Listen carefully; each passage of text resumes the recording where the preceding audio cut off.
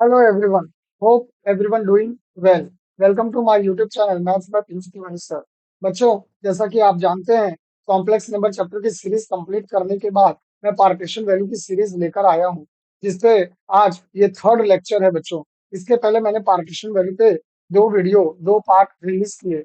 In the first part of the partition value बच्चों, हमने सारे फॉर्मूले सीखे और पार्टीशन वैल्यू की मीनिंग सीखी।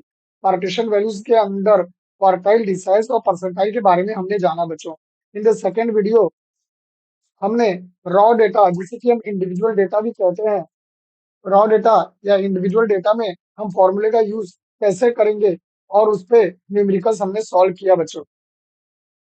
बच्चों, ये लास्ट लेक्चर के बारे में हम आपको कुछ दिखा देते कि हमने लास्ट लेक्चर में क्या किया है बच्चों। All these things we did in the last lectures. These are the few problems जहाँ पे हमने कंप्यूट ऑल क्वार्टाइल्स किया है बच्चों। These are the different examples on quartiles for raw data. These are the few examples on deciles and percentiles for raw data or individual data. Raw data is also called as individual data. And in today's lecture, we are going to learn about, बच्चों ये सारे सब last lecture में किए और ये quartile deciles के बारे में इंपॉर्टेंट नोट्स भी पढ़े हमने।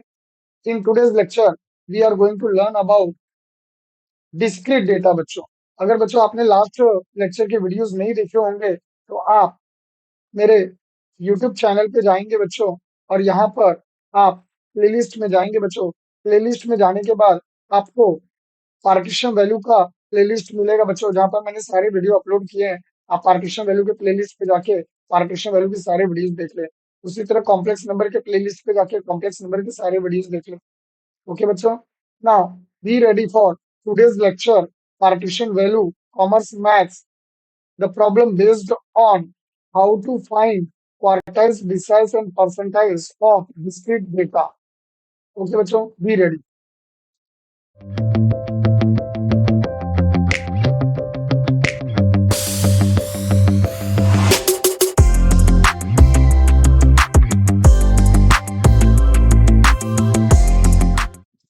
Sums on quartiles, discrete on discrete data. Now, बच्चों आप देख सकते हैं डिस्क्रीट डेटा का ये फॉर्मूला है बच्चों। सबसे पहले हमें असेंडिंग ऑर्डर में अरेंज करना होता है, क्यूमुलेटिव फ्रीक्वेंसी निकालना होता है, फ्रीक्वेंसी की टोटल फाइंड आउट करनी होती है, and then we use quartiles का formula Q1 is n+1/4, Q2 is 2 times n+1/4 and Q3 is 3 times n+1/4. This is the formula list. Let's solve one of the sum. For the following data of daily expenditure of families, compute the expenditure below which 25%।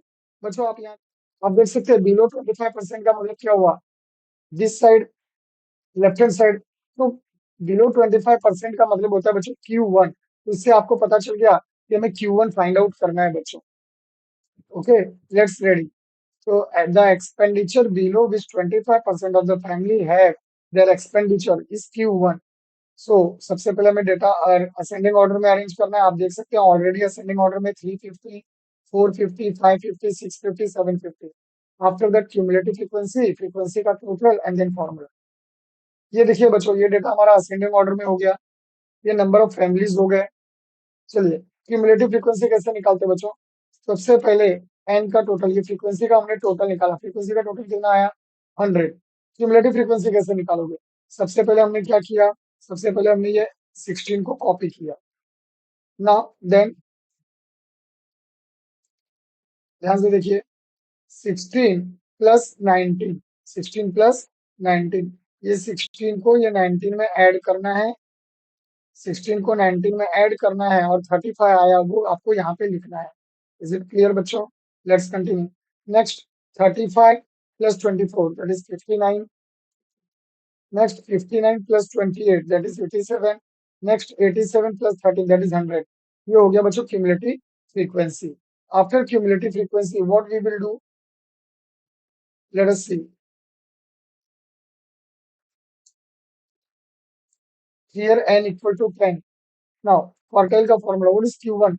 1 time, what is n? n is 100. n क्या हो गया बच्चों 100। तो 100 plus 1 by 4, What is 100 plus 1? 100 plus 1 is 101. 101 divided by 4. Okay, जब 101 divided by 4 करोगे बच्चों तो you will get 25.25 terms. अब 25.25 आप देख सकते हो कहाँ लाइज करता है। तो आप देखो बच्चों 25.25 16 और 35 के बीच में आता है। 16 और 35 के बीच में बच्चों इसमें से बड़ा नंबर जो है वो लेना है और उस 35 के सामने वाला जो आपका डेटा होगा दैट इज 450 ये हो गया आपका Q1। ये हो गया बच्चों आपका Q1। So you will get 25.25 जो कि क्यूमुलेटिव फ्रीक्वेंसी में 16 और 35 के बीच में आता है बच्चों। Then Q1 you will get is rupees 450. Q1 is rupees 450. Now let us continue for the next sum. Now find the lower quartile and upper quartile. What is the meaning of lower quartile? Lower quartile का मतलब Q1, upper quartile का मतलब Q2, Q3. Let us calculate. ये देखो बच्चों यहाँ पे हमने क्यूमुलेटिव फ्रीक्वेंसी ऑलरेडी कैलकुलेट कर ली 5, 70 ये सब आ गया बच्चों। फ्रीक्वेंसी का टोटल भी आ गया 59। Let's continue. Q1. What is Q1? N plus 1 by 4. What is N? Remember it. In discrete data, N is frequency का total. Frequency के total को हम N बोल रहे हैं। So here N is 59. 59 plus 1 by 4. That is 60 by 4. What is 60 by 4? 4 से 60 को cut करेंगे. You will get 15th. So 15th observation कहाँ लाइज करता है? 5 और 17 के बीच में। तो 5 और 17 हमें 15th ऑब्जर्वेशन चाहिए जो कि 5 और 17 के बीच में आता है। तो आपको बड़ा वाला लेना है बच्चों 17। तो 17 के सामने कौन सा नंबर है? डेली वेजेस क्या है 17 के सामने? That is 15। So Q1 is 15 rupees 15। Now upper quartile let us continue for upper quartile. Upper quartile कैसे करेंगे ध्यान दीजिए। Let's continue. Upper quartile that is Q3 that is 3 times n plus 1 by 4. So 3 times 60 by 4 that is 3 times 15. 60 by 4 is 15. So 3 times 15 that is 45. अब ये 45 कहाँ lies करेगा? ये 45 lies करता है 33 से 47 के बीच में। तो आपको बड़ा वाला लेना है दैट इज 47। 47 के सामने क्या है बच्चों? 47 के सामने है 25। तो आपका Q3 हो गया 25। ओके बच्चों। So this is the lower quartile और अपर क्वार्टाइल का वैल्यू। ओके बच्चों। Now let us see the next sum. For the following data आपको ये दिया गया है और यहाँ पे क्या बोला गया है? Below 75%। What is the meaning of below 75%? Below 75% का मतलब हो गया बच्चों Q3। देखिए ये 75% हो गया। बिलो मतलब दिस साइड। तो बिलो 75% का मतलब हो गया बच्चों Q3। Let's continue. तो हमें इस सम के अंदर Q3 कैलकुलेट करना है। हमने सबसे पहले क्या किया बच्चों? सबसे पहले हमने इसे असेंडिंग ऑर्डर में अरेंज किया जो ऑलरेडी असेंडिंग ऑर्डर में था। फिर हमें क्यूमुलेटिव फ्रीक्वेंसी निकालना है। ये 16 को कॉपी किया, फिर ये 16 को 19 में ऐड किया। 16 प्लस 19 दैट इज 35। फिर ये 35 को कहाँ ऐड करेंगे हम लोग? We will add this 35 with 24 और उसके बाद आप यहाँ पे लिख दोगे we get 59। Similarly, 59 plus 28 that is 87, 87 plus 13 100 और यही आपका फ्रीक्वेंसी का टोटल होगा which is called as summation f या इसी को हम बोलते हैं बच्चों n। आफ्टर दिस आप इस कैपिटल एन यूज करें या स्मॉल एन यूज करें कोई फर्क नहीं पड़ता। अगर आप कैपिटल एन यूज करेंगे तो फॉर्मूला में कैपिटल एन लिखिए। अगर आप स्मॉल एन यूज करेंगे तो फॉर्मूले में स्मॉल एन लिखिए। Let's continue. What is Q3? Q3 is 3 times n plus 1 by 4. What is n? N is 100. What is 100 plus 1? That is 101 by 4. 101 को 4 से डिवाइड करोगे you will get 25.25. So 25.25 multiplied by 3 you will get 75.75. Now 75.75 बच्चों आपको cumulative frequency में check करना है कि किसके बीच में आता है। लेट अस सी 75.75। आप देख सकते हो बच्चों 75.75 ये 59 से 87 के बीच में आएगा। 59 से 87 याद रखिए कहाँ चेक करना है? क्यूमुलेटिव फ्रीक्वेंसी में चेक करना है। तो आपको बड़ा नंबर लेना है, दैट इज 87।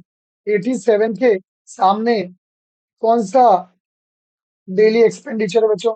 तो आप देख सकते हैं उसके सामने आपका डेली एक्सपेंडिचर है 650। ओके बच्चों, तो आपका आंसर आ गया Q3 का 650। So therefore the expenditure below which 75% of the family include their expenditure is 650। Okay बच्चों, let us do this next. Calculate all quartiles. All quartiles का मतलब क्या है बच्चों? Q1, Q2, Q3, all three calculate we have to. Now number of transactions आपको दिए हैं, आप नंबर ऑफ डेज, आप क्यूमुलेटिव फ्रीक्वेंसी निकालेंगे। ये 10 को कॉपी किया, 10 plus 35 that is 45 and so on. Cumulative frequency calculate करने के बाद let us calculate Q1। What is Q1? n plus 1/4। What is n? आप देख सकते हो n की वैल्यू आ गई बच्चों 300। This is n। तो n के प्लेस पे 300 लिखा। 300 प्लस 1/4 दैट इज 301/4। जब 301 को डिवाइड करोगे यू विल गेट 75.25। अब आपको चेक करना है कि 75.25 क्यूमुलेटिव फ्रीक्वेंसी में कहाँ आता है। लेट अस सी। 75.25 आप देख सकते हो 75.25 9 45 और 90 के बीच में है। 45 और 90, तो आपको बड़ा वाला लेना है, दैट इज 90। और 90 के सामने कौन सा नंबर है बच्चों? What is the number of transaction? आप देख सकते हो उसके सामने नंबर ऑफ ट्रांजेक्शन है 2। तो बच्चों आपका Q1 आ गया। Similarly let us calculate Q2। Q2 में 2 टाइम्स आ जाएगा। n प्लस 1/4 ऑलरेडी हमने कैलकुलेट किया। What is n plus 1/4? n plus 1/4 is 75.25। तो Q2 हो जाएगा 2 times 75.25, we get 150.50। let us check 150.50 कहाँ लाइज करता है? 150.50, 150.50 आप देख सकते हो बच्चों 90 और 185 के बीच में आता है। 90 और 185 आपको कौन सा लेना है? बड़ा वाला लेना है। 185, 185 के सामने क्या है बच्चों? 185 के सामने जो डेटा है दैट इज 3। तो आपका Q2 हो गया बच्चों 3। Let us calculate Q3. What is Q3? 3 times n plus 1/4. So you will get 3 times 75.25. That is 225.75. So 225.75 कहाँ आएगा? 225.75 आप देख सकते हैं बच्चों 225.75 lies between 185 and 249। 249 इनके बीच में आ रहा है। आपको बड़ा वाला लेना है। बड़ा वाला कौन सा है? 249। तो आप देख सकते हैं 249 के सामने कौन सा डेटा है बच्चों? 4। क्या है बच्चों? 4। आपका Q3 हो जाएगा बच्चों 4। Your Q3 is 4। ओके बच्चों, let us solve the next sum. ये सम में बच्चों आपको सेकंड डिसाइल मतलब D2 एंड 65th परसेंटाइल मतलब P65 निकालना है। और क्वेश्चन आपका डिस्क्रीट देता है। Discrete data. Let us continue. आप देख सकते हो बच्चों सबसे पहले हमें क्या करना है? सबसे पहले हमें क्यूमुलेटिव फ्रीक्वेंसी बनानी है। तो मैंने ये क्यूमुलेटिव फ्रीक्वेंसी बनाई। सबसे पहले मैंने क्या किया बच्चों? सबसे पहले मैंने 15 को कॉपी किया, देन ये 15 को 18 में ऐड किया। दिस 15 प्लस 18 ऐड किया और यहाँ पे लिखा। तो we get the same number 15 plus 18 that is 33 and so on. आपको फ्रीक्वेंसी का टोटल 200 आ रहा है बच्चों, और ये 200 आपका कहलाएगा स्मॉल एन। नाउ आपको क्या पूछा गया है? Second decile. तो हम लोग जाते हैं सेकंड डिसाइल। या एन 200 हो गया।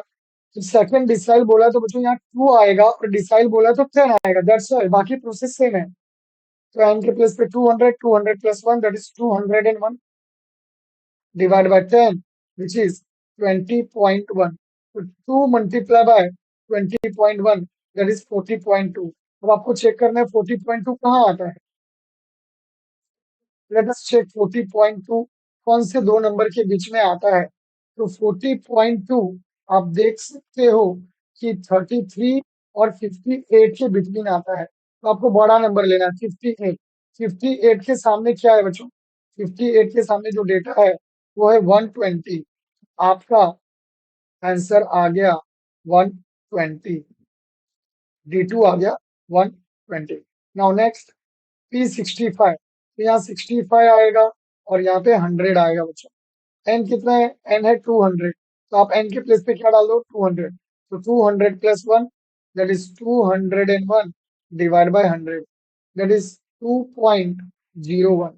तो 65 मल्टीप्लाई बाय 2.01, दैट इज 130.65। इसको आपको क्यूमुलेटिव फ्रीक्वेंसी में चेक करना है कि 130.65 कहाँ आता है। आप देख सकते हैं 125 और 150 के बीच में आता है। तो बच्चों इन दोनों में बड़ा कौन है? 150। तो आपको 150 के सामने का लेना है बच्चों, जो बड़ा होगा उसी का लेना है। तो 150 के सामने 280 है, सो आपका आंसर आ गया बच्चों P65 is 280। Late us do one more problem, जिसमें आपको from the following data calculate rank. बच्चों जब भी आपको रैंक कैलकुलेट करने के लिए बोले, आपको परसेंटाइल कॉन्सेप्ट यूज करना है। Keep in mind, percentile concept is useful to calculate the rank. तो यहाँ पे 15th, 65th और 92nd बोला गया है, मतलब आपको बोला गया है बच्चों P15, P65 and P92। Let's calculate बच्चों। सबसे पहले हम लोग क्या करेंगे? सबसे पहले हम लोग क्यूमुलेटिव फ्रीक्वेंसी कैलकुलेट करेंगे बच्चों। क्यूमुलेटिव फ्रीक्वेंसी कैलकुलेट किया और फ्रीक्वेंसी का टोटल निकला, दैट इज 100। अब आपको क्वेश्चन में क्या बोला है बच्चों? P15 परसेंटाइल है बच्चों, यहाँ 15 आएगा, यहाँ 100 आएगा। ओके, एन कितना है? एन 100 है, तो 100 plus 1, that is 101 upon 100, which is 1.01। तो आप 15 मल्टीप्लाई बाय 1.01, दैट इज 15.15। तो बच्चों आपको चेक करना है कि 15.15 किसके बीच में आता है। तो आप देख सकते हैं 15.15, देखिए cumulative frequency which is just greater than 15.15 is 25। Cumulative frequency में अगर आप जाओगे बच्चों तो 15.25 है ही नहीं, सबसे पहली वैल्यू आती है 25। ध्यान दीजिए, सबसे पहली वैल्यू कौन सी है? 25। तो 15.15 जो है समथिंग से 25 के बीच में आएगा।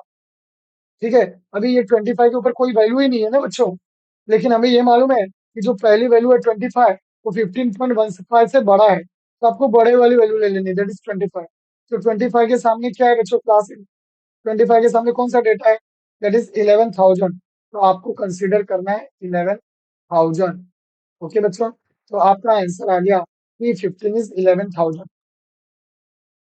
नेक्स्ट P65, यहाँ 65 आएगा, यहाँ 100 आएगा बच्चों। 65 इंटू 1.01, 65.65 आएगा। अब चेक करिए 65.65 कहाँ लाइज करता है, तो आप देख सकते हैं 65.65, 65.65 लाइज बिटवीन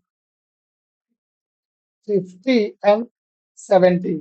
तो आपको बड़ा वाला लेना है बच्चों, 55 और 70 के बीच में बड़ा वाला लेना है। तो 70 के सामने कौन सा डेटा है बच्चों? 14,000। तो आपका आंसर हो जाएगा बच्चों 14,000, 14,000। Now next is calculate P92। तो बच्चों यहाँ 92 आया, यहाँ 100 आया, ये आप कैलकुलेट करके बच्चों खुद से देख लो, आपका आंसर 17,000 आएगा। तो इन टूडेज लेक्चर हमने बच्चों क्या किया? आज के लेक्चर में बच्चों हमने डिस्क्रीट डेटा पे प्रॉब्लम सॉल्व किए, how to find quartiles, decile, and percentile of discrete data. बच्चों, in the next lecture, we are going to solve problems based on group data बच्चों। तो बच्चों आप ये सारे वीडियो देख लीजिए। इसके प्रीवियस वीडियो में मैंने raw data that is individual data कैसे निकाला है। इस वीडियो में बच्चों मैंने आपको ungroup data which is called as discrete data उस पर सम करा है, और नेक्स्ट लेक्चर में बच्चों हम लोग ग्रुप डेटा पे सम करेंगे। ओके बच्चों, please like it, subscribe it and share it बच्चों। Bye everyone and thank you for watching.